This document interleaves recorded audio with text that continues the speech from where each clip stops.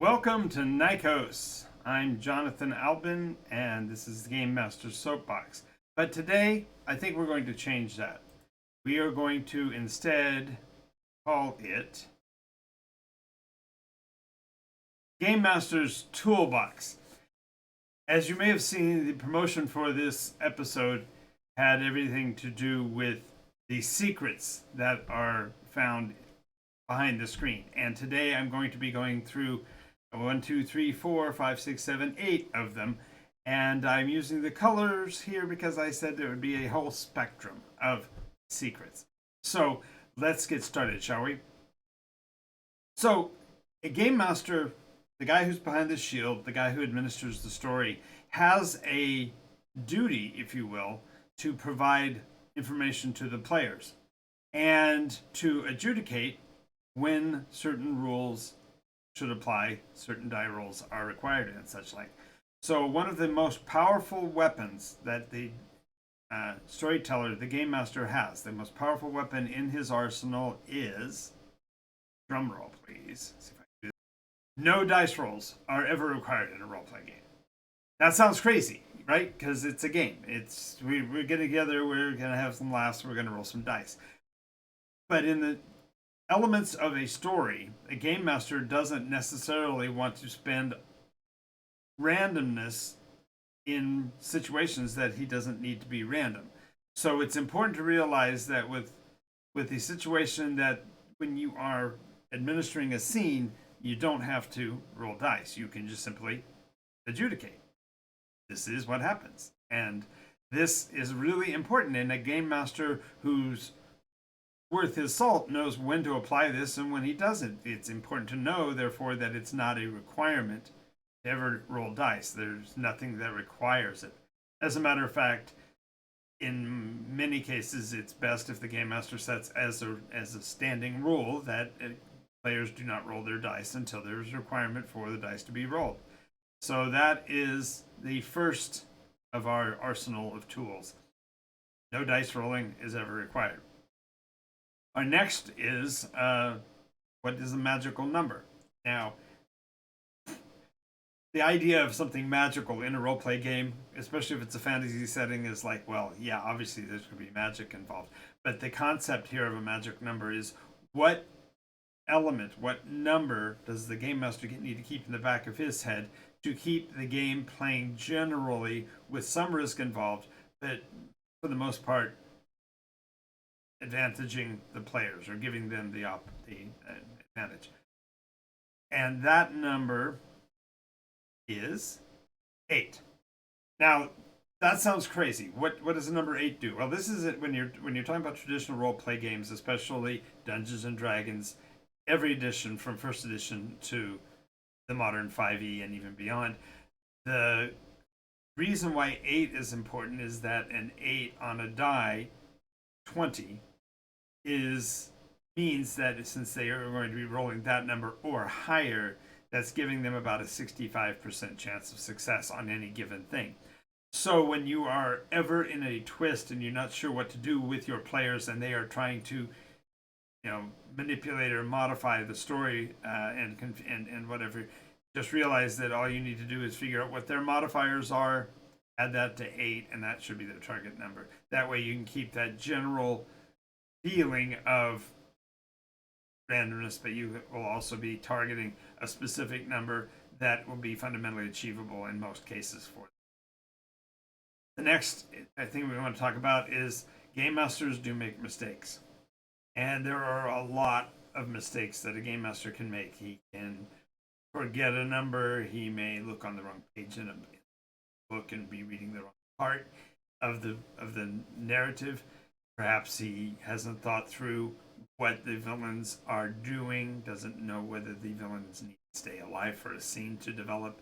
There's a lot of things that he could do, but the most common mistake that a game master would make is rolling in those times when you do need a certain outcome.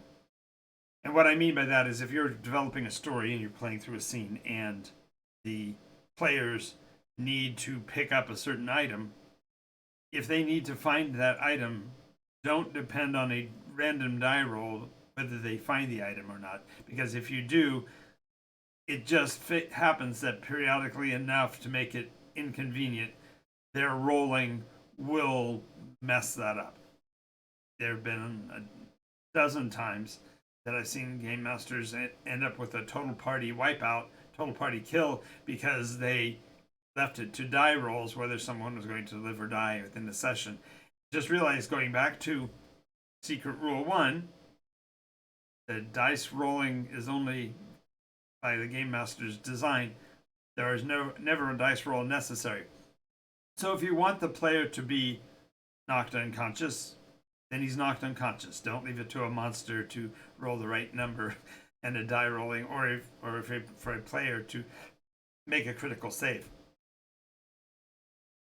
This will therefore give you what you're looking for in terms of outcome, and you'll look like a pro because you're not going to be putting them in a situation where their death is left to random chance. Now, I know there are game masters out there that would be disagreeing with me right now and are probably screaming at their screen saying, "No, this is a game. Leave it to the dice."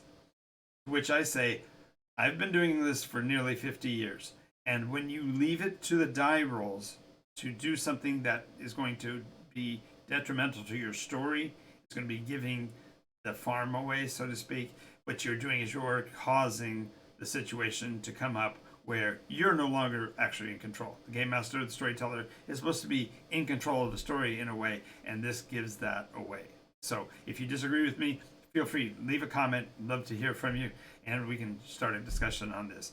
Now, as you may know, I prefer to do a dialogue type of show, but I want to make sure I get through all of these points, and so I'm not responding if you're leaving messages in the chat. I will be referring to that as soon as I finish going through these points, but I want to make sure I get through them.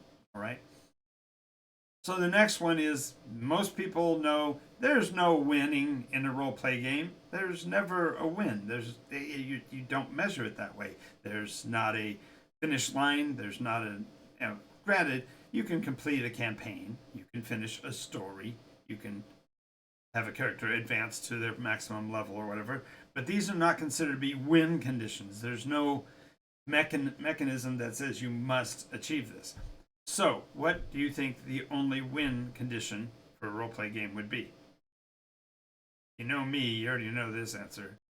The only win in a roleplay game is getting another chance to play. So, if you build up a story and it kills all the players in your group, that's a challenge, but you know what? You can always restart. But the point here is that the win of a roleplay game is that the stories don't end. There's always the next chapter. There's always a scene beyond the last scene.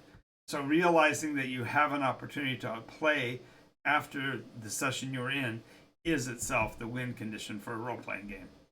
So now I'm going to answer a different question.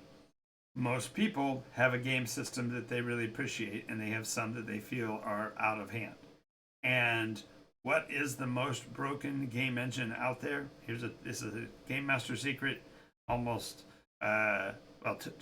every game master knows this, but they wouldn't necessarily tell you. The most broken game engine is, drum roll please, whichever one you're playing. If you are playing a role play game and a game master is using a game engine to drive a story, then the one that's going to break the story or cause challenges to the story, perhaps is going to make the players overpowerful, it's going to be the game system that you're using. And so it's really important that when you're playing a game with folks, that you actually take the time to determine which roleplay system you're going to use and know that system like the back of your hand. You need to be able to know what those rules are at any time and be able to therefore monitor so that it doesn't become broken. Because I can tell you, I've got groups where we actually have conversations mid-game. We'll actually do switching over to the meta. We're going to just talk about the game instead of actually play it and work through a ruling because either I misstated it or it was misinterpreted or it was misused. And in which case, the mechanism that is the most broken one is going to be the one you play. Because if you have a game system that you don't put on the table, that you don't bring for your players to interact with, it can't be broken. It's like the toys your grandfather had. If you didn't bring them down and put your hands on them, you couldn't break them. So the same thing's true here. A broken system is the one that you've gotten well enough versed with that you can adjust and tweak it. So, next question. New game masters want to know, what's the easiest way to start an RPG game? I've got a very good friend who constantly is starting a new game. He may have 3 campaigns going on, 3 different groups of players going on, and yet he's looking for the next one to add. And so the question becomes, what's the easiest way to start? And he twists sometimes and isn't sure how to start. What do you do? So I'm going to give you the ultra secret methodology to start a role play game. Ready for it? Ask any open-ended question. When your players sit down at the table to start, ask them an in-game question. What are you guys doing? Where did you wake up this morning? And just wait for the answer. An open-ended question automatically stimulates the creativity of the players you're speaking with and gives them the opportunity to feed back to you where they think they are, what they anticipate doing, what color of t-shirt they're wearing, whatever. These open-ended questions leave the players in the position of agency, and role-playing games are nothing if not about the agency of the player and the decisions they make as that character. So now I'm going to reveal something that is by far the most powerful word in all of RPGs. Most powerful by far. It can shut down a horrible monster. It can awaken a powerful being. There's all kinds of ways that this word works, but this word is the most powerful in roleplay games. And if you are familiar with it, you'll know exactly when I pop it up here. But until then, drum roll, please. No. When players are playing a roleplay game and you are playing along with them, it's really easy to simply say, yeah, you can do that thing you're wanting to do. Yeah, you can. Yeah, we can depend on a die roll. And see, notice how this one feeds directly into the no dice rolls are ever needed. If a game is being played and the player wants to try something ultra risky that you know is going to break the story, then the best way to stop that is to say no. And it's hard. I can tell you it's difficult to say the word no when you are dealing with players and their desires, because we all want to be people pleasers in a way. We want our players to have a great time, and so using the word no is difficult. So just learn instead how to couch it in such a fashion that the no still is no, but it opens the doors. For example, somebody says, I want to do this crazy thing. That's not going to work for me. But that's not going to work in this situation. How about if we try this thing or that thing and give them other options and reopen with another open-ended question to move them away from the one that you've already ruled on. And just realize that because you are the game master and the storyteller, you don't have to take the story in those adverse directions, and you don't have to let the players risk themselves in unnecessary ways. You can actually keep the game on tempo and whatever. So this ability to say no gives you the opportunity to choose whether a dice roll is required or not. You've got the mechanism now for determining a fairly based number. So if you know that 8 is the one that's going to give you a general safety, if you wanted to make it even less risky, then make it use the modifier from, say, a 6. If you want it to be more dangerous, you want to press the envelope for one turn or whatever, then maybe make it a 12. And granted, you need to be prescient about which monsters you're dealing with, what the encounter is, because once you state that number, the players are going to recall that and hold you to that. And so make sure that it's as equitable as you can be. And also realize that when you provide the environment that is inviting, lets the players make decisions, and lets them feel the agency, opens the conversation up with open-ended questions, these all give you the opportunity to get to the best question that is ever asked of a game master. And from all my years of experience, I can tell you this question when it gets asked it's by far the best one that I have ever fielded. And so I think you, if you're a game master, you're going to say the same thing too. The best question ever asked of a game master is, when are we going to play next? When's the next session? Do you have another game during the week? These are all questions that this concept of getting to play again is reaffirming. If the players want to play another session, that's awesome. If you are playing a campaign and you get to the end of the campaign, this question again is one that you really want to hear. You want to be able to answer that question. When are we going to get to play again? When are we going to engage in this again? And if you're getting these questions, if you're getting that kind of a question at the end of your sessions, then you're doing everything right. You've pretty much learned these secrets.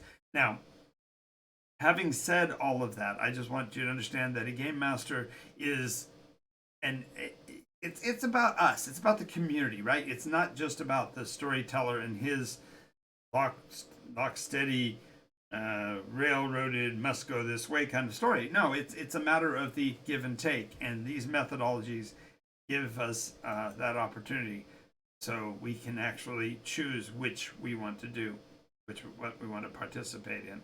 So I have now revealed what I think are a full spectrum of secrets about being a game master.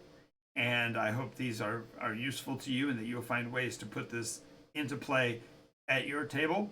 If you are liking this video, make sure that you like and follow. If you are on YouTube and you're seeing this, make sure you consider subscribing. That way you'll always get updates on when we're doing new videos. And again, I want to thank you for being here and welcome to Nykos again. I'm Jonathan Albin, and this has been the Game Master's Toolbox today. Not only the Game Master's Soapbox. Talk to you next time.